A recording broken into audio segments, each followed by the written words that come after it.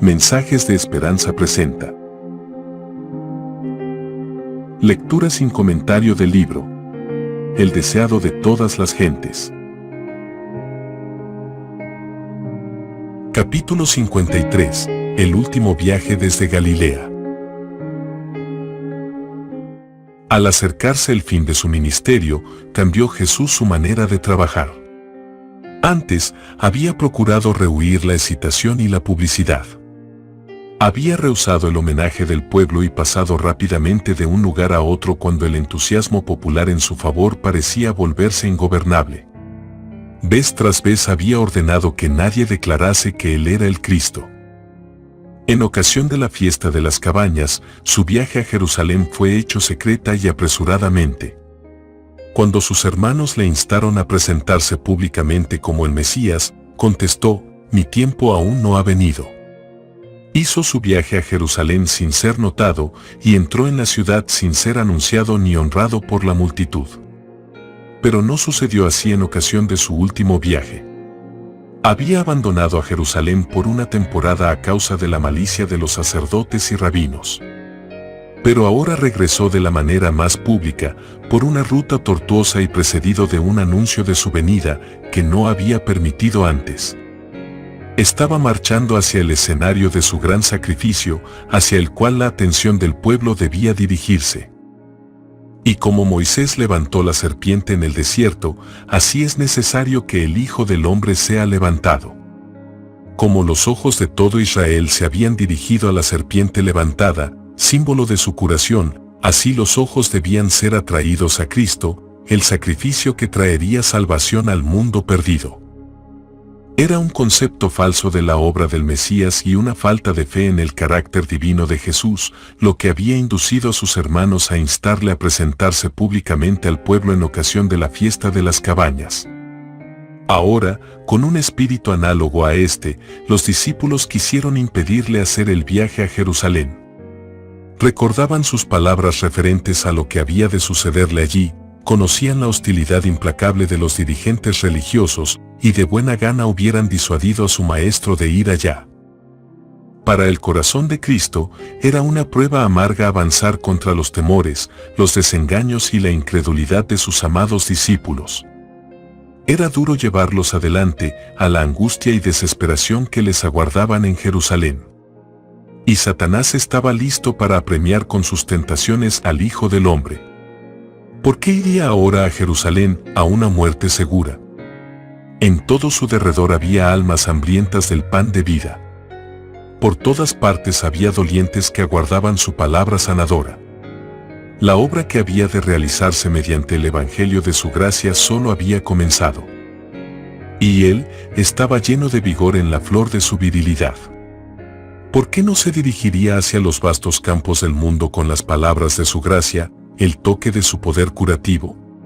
¿Por qué no tendría el gozo de impartir luz y alegría a aquellos entenebrecidos y apenados millones? ¿Por qué dejaría la ciega de esas multitudes a sus discípulos, tan faltos de fe, tan embotados de entendimiento, tan lentos para obrar? ¿Por qué habría de arrostrar la muerte ahora y abandonar la obra en sus comienzos? El enemigo que había hecho frente a Cristo en el desierto le asaltó ahora con fieras y sutiles tentaciones.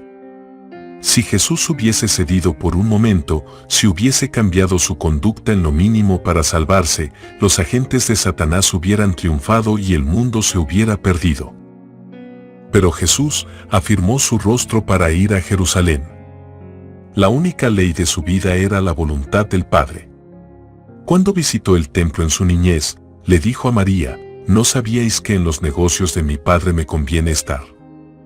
En Caná, cuando María deseaba que él revelara su poder milagroso, su respuesta fue: «Aún no ha venido mi hora».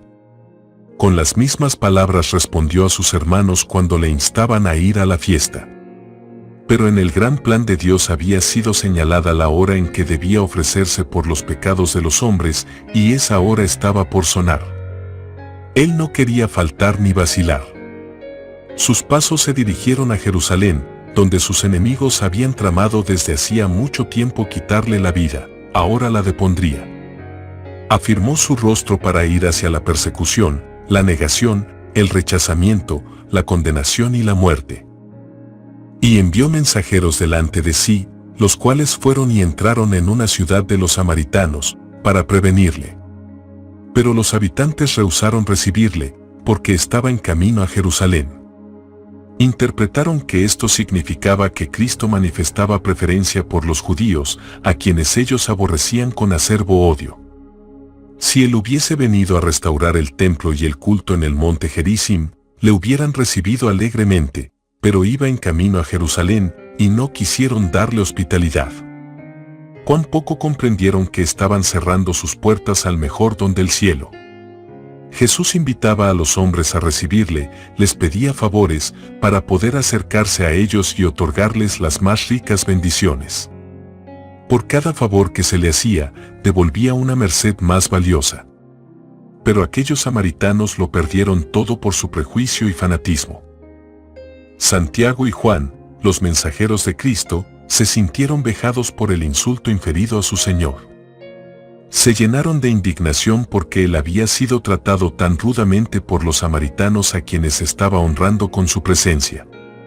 Poco antes, habían estado con él en el monte de la Transfiguración y le habían visto glorificado por Dios y honrado por Moisés y Elías. Pensaban que esta manifiesta deshonra de parte de los samaritanos no debía pasarse por alto sin un notable castigo. Al volver a Cristo, le comunicaron las palabras de los habitantes del pueblo, diciéndole que habían rehusado darle siquiera albergue para la noche. Pensaban que se le había hecho un enorme agravio, y al ver en lontananza el monte Carmelo, donde Elías había matado a los falsos profetas, dijeron: ¿Quieres que mandemos que descienda fuego del cielo, y los consuma, como hizo Elías? Se sorprendieron cuando vieron que Jesús se apenaba por sus palabras, y se sorprendieron aún más cuando oyeron su reproche: vosotros no sabéis de qué espíritu sois, porque el Hijo del Hombre no ha venido para perder las almas de los hombres, sino para salvarlas. No es parte de la misión de Cristo obligar a los hombres a recibirle. Satanás y los hombres impulsados por su espíritu son quienes procuran violentar las conciencias.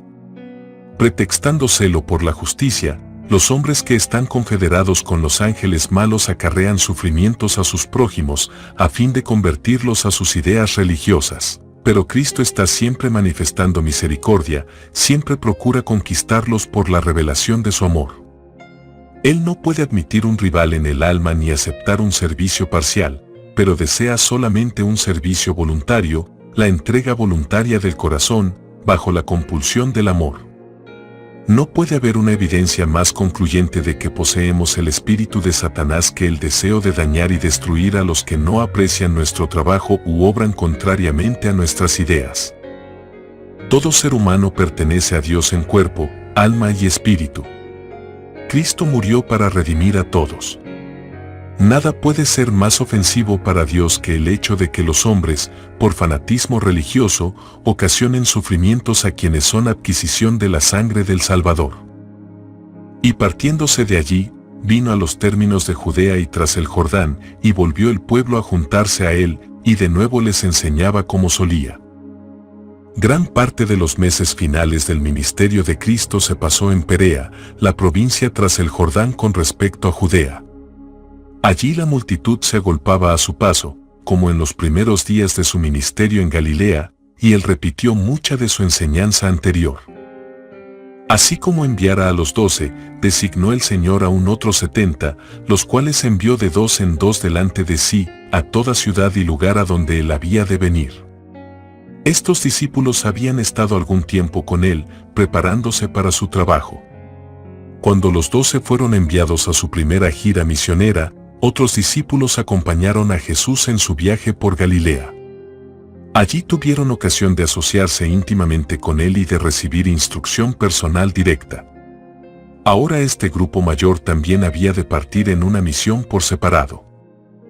Las indicaciones hechas a los 70 fueron similares a las que habían sido dadas a los 12, pero la orden impartida a los 12 de no entrar en ninguna ciudad de gentiles o samaritanos no fue dada a los 70. Aunque Cristo acababa de ser rechazado por los samaritanos, su amor hacia ellos era inalterable.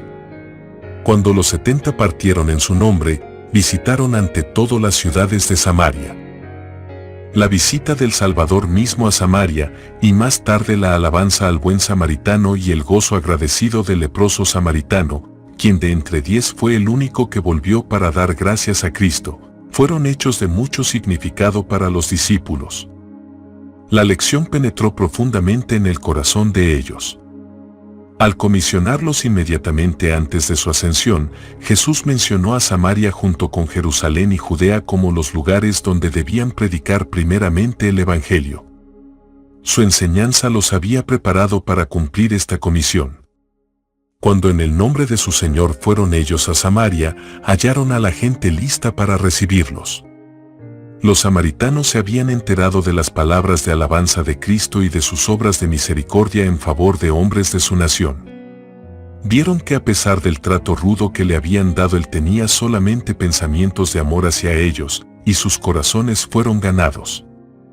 Después de su ascensión, dieron la bienvenida a los mensajeros del Salvador, y los discípulos cosecharon una preciosa mies de entre aquellos que habían sido antes sus más acervos enemigos. No quebrará la caña cascada, ni apagará el pábilo que humeare, sacará el juicio a verdad. Y en su nombre esperarán los gentiles. Al enviar a los 70, Jesús les ordenó, como lo había ordenado a los 12, no insistir en estar donde no fueran bienvenidos.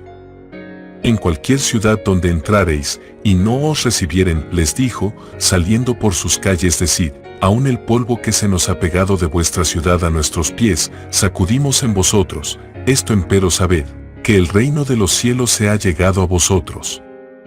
No debían hacer esto por resentimiento o porque se hubiese herido su dignidad, sino para mostrar cuán grave es rechazar el mensaje del Señor o a sus mensajeros. Rechazar a los siervos del Señor es rechazar a Cristo mismo. Y os digo, añadió Jesús, que los de Sodoma tendrán más remisión aquel día que aquella ciudad. Y recordó los pueblos de Galilea donde había cumplido la mayor parte de su ministerio. Con acento de profunda tristeza exclamó, ¡ay de ti, Corazín! ¡Ay de ti, Betsaida, que si en Tiro y en Sidón hubieran sido hechas las maravillas que se han hecho en vosotras, ya días ha que, sentados en cilicio y ceniza, se habrían arrepentido. Por tanto, Tiro y Sidón tendrán más remisión que vosotras en el juicio. Y tú, Capernaum, que hasta los cielos estás levantada, hasta los infiernos serás bajada. Las más ricas bendiciones del cielo habían sido ofrecidas gratuitamente a aquellos activos pueblos próximos al mar de Galilea. Día tras día, el príncipe de la vida había entrado y salido entre ellos. La gloria de Dios, que profetas y reyes habían anhelado ver, había brillado sobre las multitudes que se agolpaban en el camino del Salvador. Sin embargo, habían rechazado el don celestial. Con gran ostentación de prudencia, los rabinos habían amonestado al pueblo contra la aceptación de las nuevas doctrinas enseñadas por este nuevo maestro, porque sus teorías y prácticas contradecían las enseñanzas de los padres. El pueblo dio crédito a lo que enseñaban los sacerdotes y fariseos, en lugar de procurar entender por sí mismo la palabra de Dios. Honraba a los sacerdotes y gobernantes en vez de honrar a Dios, y rechazó la verdad a fin de conservar sus propias tradiciones. Muchos habían sido impresionados y casi persuadidos, pero no habían obrado de acuerdo con sus convicciones, y no eran contados entre los partidarios de Cristo. Satanás presentó sus tentaciones hasta que la luz les pareció tinieblas. Así muchos rechazaron la verdad que hubiera tenido como resultado la salvación de su alma. El testigo verdadero dice, «He aquí, yo estoy a la puerta y llamo». Toda amonestación, reprensión y súplica de la palabra de Dios o de sus mensajeros es un llamamiento a la puerta del corazón. Es la voz de Jesús que procura entrada. Con cada llamamiento desoído se debilita la inclinación a abrir. Si hoy son despreciadas las impresiones del Espíritu Santo, mañana no serán tan fuertes. El corazón se vuelve menos sensible y cae en una peligrosa inconsciencia en cuanto a lo breve de la vida frente a la gran eternidad venidera. Nuestra condenación en el juicio no se deberá al hecho de que hayamos estado en el error, sino al hecho de haber descuidado las oportunidades enviadas por el cielo para que aprendiésemos lo que es la verdad. A semejanza de los apóstoles, los 70 habían recibido dones sobrenaturales como sello de su misión. Cuando terminaron su obra, volvieron con gozo, diciendo: Señor, aún los demonios se nos sujetan en tu nombre. Jesús respondió: Yo veía a Satanás, como un rayo, que caía del cielo. Escenas pasadas y futuras se presentaron a la mente de Jesús. Vio a Lucifer cuando fue arrojado por primera vez de los lugares celestiales. Miró hacia adelante a las escenas de su propia agonía, cuando el carácter del engañador sería expuesto a todos los mundos. Oyó el clamor: consumado es, el cual anunciaba que la redención de la raza caída quedaba asegurada para siempre, que el cielo estaba eternamente seguro contra las acusaciones, los engaños y las pretensiones de Satanás. Más allá de la cruz del Calvario, con su agonía y vergüenza, Jesús miró hacia el gran día final, cuando el príncipe de las potestades del aire será destruido en la tierra durante tanto tiempo mancillada por su rebelión. Contempló la obra del mal terminada para siempre, y la paz de Dios llenando el cielo y la tierra. En lo venidero, los seguidores de Cristo habían de mirar a Satanás como a un enemigo vencido. En la cruz, Cristo iba a ganar la victoria para ellos, deseaba que se apropiasen de esa victoria. He aquí, dijo él, os doy potestad de hollar sobre las serpientes y sobre los escorpiones, y sobre toda fuerza del enemigo, y nada os dañará. El poder omnipotente del Espíritu Santo es la defensa de toda alma contrita. Cristo no permitirá que pase bajo el dominio del enemigo quien haya pedido su protección con fe y arrepentimiento. El Salvador está junto a los suyos que son tentados y probados. Con Él no puede haber fracaso, pérdida, imposibilidad o derrota, podemos hacer todas las cosas mediante aquel que nos fortalece. Cuando vengan las tentaciones y las pruebas, no esperéis arreglar todas las dificultades, sino mirad a Jesús, vuestro ayudador. Hay cristianos que piensan y hablan demasiado del poder de Satanás. Piensan en su adversario, oran acerca de él, hablan de él y parece agrandarse más y más en su imaginación. Es verdad que Satanás es un ser fuerte, pero, gracias a Dios, tenemos un Salvador poderoso que arrojó del cielo al maligno. Satanás se goza cuando engrandecemos su poder. ¿Por qué no hablamos de Jesús? ¿Por qué no magnificamos su poder y su amor? El arco iris de la promesa que circuye el trono de lo alto es un testimonio eterno de que de tal manera amó Dios al mundo, que ha dado a su Hijo unigénito, para que todo aquel que en él cree, no se pierda, mas tenga vida eterna. Atestigua al universo que nunca abandonará Dios a su pueblo en la lucha contra el mal. Es una garantía para nosotros de que contaremos con fuerza y protección mientras dure el trono. Jesús añadió: mas no os gocéis de esto, que los espíritus se os sujetan, antes gozaos de que vuestros nombres están escritos en los cielos. No os gocéis por el hecho de que poseéis poder, no sea que perdáis de vista vuestra dependencia de Dios. Tened cuidado, no sea que os creáis suficientes y obréis por vuestra propia fuerza, en lugar de hacerlo por el Espíritu y la fuerza de vuestro Señor. El yo está siempre listo para atribuirse el mérito por cualquier éxito alcanzado. Se lisonjea y exalta al yo, y no se graba en otras mentes la verdad de que Dios es todo y en todos. El apóstol Pablo dice: porque cuando soy flaco, entonces soy poderoso. Cuando nos percatamos de nuestra debilidad, aprendemos a no depender de un poder inherente. Nada puede posesionarse tan fuertemente del corazón como el sentimiento permanente de nuestra responsabilidad ante Dios. Nada alcanza tan plenamente a los motivos más profundos de la conducta como la sensación del amor. Debemos ponernos en comunión con Dios, entonces seremos dotados de su Espíritu Santo, el cual nos capacita para relacionarnos con nuestros semejantes. Por lo tanto, gozaos de que mediante Cristo habéis sido puestos en comunión con Dios, como miembros de la familia celestial.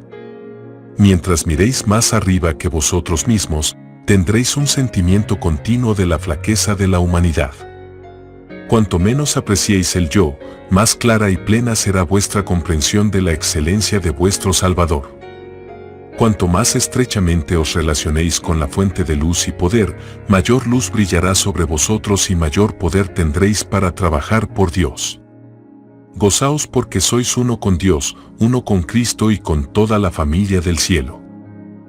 Mientras los 70 escuchaban las palabras de Cristo, el Espíritu Santo impresionaba sus mentes con las realidades vivientes y escribía la verdad en las tablas del alma. Aunque los cercaban multitudes, estaban como a solas con Dios.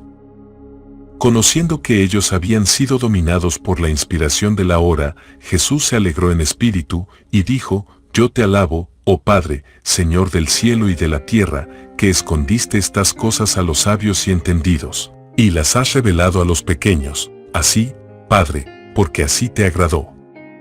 Todas las cosas me son entregadas de mi Padre, y nadie sabe quién sea el Hijo sino el Padre, ni quien sea el Padre, sino el Hijo, y a quien el Hijo lo quisiere revelar.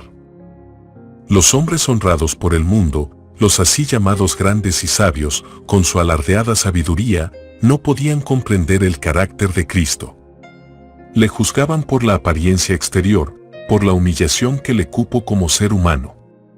Pero a los pescadores y publicanos les había sido dado ver al invisible. Aún los discípulos no podían comprender todo lo que Jesús deseaba revelarles, pero a veces, cuando se entregaban al poder del Espíritu Santo, se iluminaban sus mentes. Comprendían que el Dios poderoso, revestido de humanidad, estaba entre ellos. Jesús se regocijó porque, aunque los sabios y prudentes no tenían este conocimiento, había sido revelado a aquellos hombres humildes. A menudo, mientras él había presentado las escrituras del Antiguo Testamento y les había mostrado cómo se aplicaban a él y a su obra de expiación, ellos habían sido despertados por su espíritu y elevados a una atmósfera celestial. Tenían una comprensión más clara de las verdades espirituales habladas por los profetas que sus mismos autores. En adelante habrían de leer las escrituras del Antiguo Testamento, no como las doctrinas de los escribas y fariseos, no como las declaraciones de sabios que habían muerto, sino como una nueva revelación de Dios. Veían a aquel al cual el mundo no puede recibir, porque no le ve, ni le conoce, mas vosotros le conocéis, porque está con vosotros, y será en vosotros. Lo único que nos permite obtener una comprensión más perfecta de la verdad consiste en que mantengamos nuestro corazón enternecido y sojuzgado por el Espíritu de Cristo. El alma debe ser limpiada de la vanidad y el orgullo, y vaciada de todo lo que la domina, y Cristo debe ser entronizado en ella. La ciencia humana es demasiado limitada para comprender el sacrificio expiatorio. El plan de la redención es demasiado abarcante para que la filosofía pueda explicarlo. Será siempre un misterio insondable para el razonamiento más profundo. La ciencia de la salvación no puede ser explicada, pero puede ser conocida por experiencia. Solamente el que ve su propio carácter pecaminoso puede discernir la preciosidad del Salvador. Las lecciones que Jesús enseñaba mientras iban lentamente de Galilea a Jerusalén estaban llenas de instrucción. El pueblo escuchaba ansiosamente sus palabras. En Perea y Galilea, el pueblo no estaba tan dominado por el fanatismo de los judíos como en Judea, y las enseñanzas de Cristo hallaban cabida en los corazones. Presentó muchas de sus parábolas durante estos últimos meses de su ministerio. Los sacerdotes y rabinos le perseguían cada vez más acerbamente, y las amonestaciones que les dirigiera iban veladas en símbolos. Ellos no podían dejar de entender lo que quería decir, aunque no podían hallar en qué fundar una acusación contra él. En la parábola del fariseo y el publicano, la suficiencia propia manifestada en la oración, Dios, te doy gracias, que no soy como los otros hombres, contrastaba vívidamente con la plegaria del penitente, Dios, sé propicio a mi pecador. Así censuró Cristo la hipocresía de los judíos. Y bajo las figuras de la higuera estéril y de la gran cena predijo la sentencia que estaba por caer sobre la nación impenitente. Los que habían rechazado desdeñosamente la invitación al banquete evangélico, oyeron sus palabras de amonestación, porque os digo que ninguno de aquellos hombres que fueron llamados, gustará mi cena. Muy preciosas eran las instrucciones impartidas a los discípulos. La parábola de la viuda importuna y del amigo que pedía pan a medianoche dieron nueva fuerza a sus palabras: pedid, y se os dará, buscad, y hallaréis, llamad, y os será abierto. Y a menudo la vacilante fe de ellos fue fortalecida recordando las palabras que Cristo había dicho: y Dios no hará justicia a sus escogidos, que claman a Él día y noche, aunque sea longánime acerca de ellos. Os digo que los defenderá presto. Cristo repitió la hermosa parábola de la oveja perdida. Y dio aún mayor alcance a su lección cuando habló de la dracma perdida y del hijo pródigo.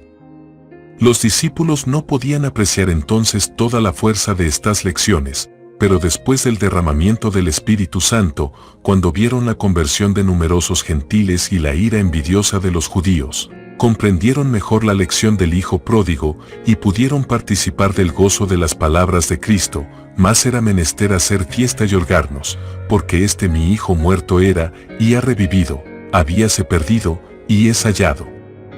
Y cuando salieron en el nombre de su Señor, arrostrando reproches, pobreza y persecución, confortaban a menudo sus corazones repitiendo su mandato: no temáis, manada pequeña, porque al Padre ha placido daros el reino.